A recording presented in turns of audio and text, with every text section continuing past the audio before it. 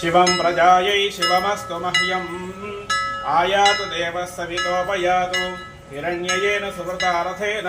स्वहनुहस्तगं सुभगं विद्मनापसं प्रयच्छन्तं पपुरिं पुण्यमच्छा हस्तः प्रयच्छत्वमृतं वसीयः दक्षिणेन पृथुगुह्नेम एन तु दातारमद्य सविता विदेय यो नो हस्ताय प्रसुवाति यज्ञम् ॐ अग्निर्नः पातु कृत्तिकाः नक्षत्रं देवमिन्द्रियं तमासां विचक्षणं हविरासञ्जुहोदन यस्यहं भगवो भगासि तत्त्वाविदः फल्गुनेस्तस्य वित्तात् अस्मभ्यं क्षत्रमजरगुं सुवीर्यं गोमदश्ववधुवधुपसन्नु देवाः भगोह दाता भगैत्रदाता भगो देवीः फल्गुनेराविवेश भगस्येत्तं प्रसमङ्गमेम यत्र देवैः सधमादं वदेम ॐ पुनर्नो देवेद शृणोतु पुनर्वसो नः पुनरेतां यज्ञं पुनर्नो देवाभियन्तु सर्वे पुनः पुनर्वो हविषा यजामः एवान देवेतर्नर्वा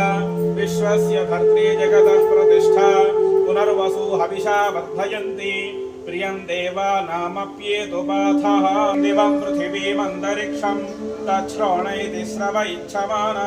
पुण्यश्लोकं यजमानाय कृण्वति इन्द्रो ज्येष्ठावरुणनक्षत्रमेति यस्मिन् वृत्रं वृत्रतूर्ये ततारा तस्मिन् वयममृतं दुहानाः सुधन्तरे मधुरतिन्दुरिष्टिं पुरन्दराय वृषभाय धृष्णवे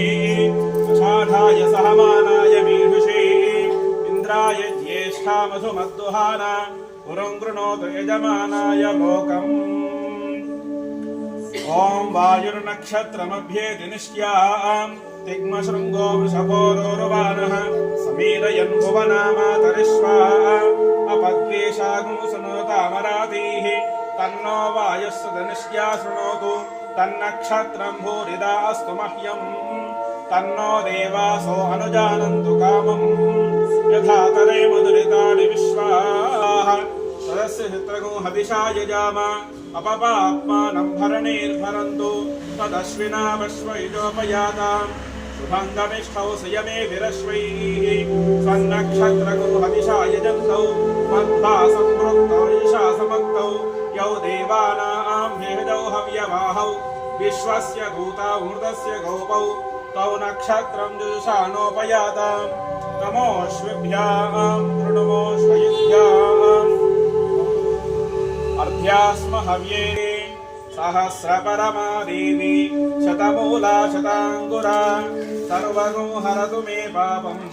दूर्वादुस्वप्ननाशनी श्रीङ्गारासनगर्भितारुणशिखां सौः क्लीं कलां बिभ्रतीं सौवर्णां वरधारिणीं वरसुधाधृतां गृणीम् ॐ माणिक्यवीणामुपलालयन्तीं मदालसां मञ्जुलवाग्विलासां माहेन्द्रनीलद्युतिकोमलाङ्गीं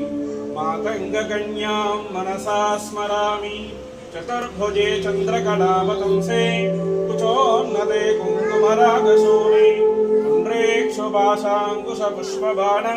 हस्ते नमस्ते जगदेकमातः श्रीललिताद्गुरुसुन्दरी देव्यै नमः।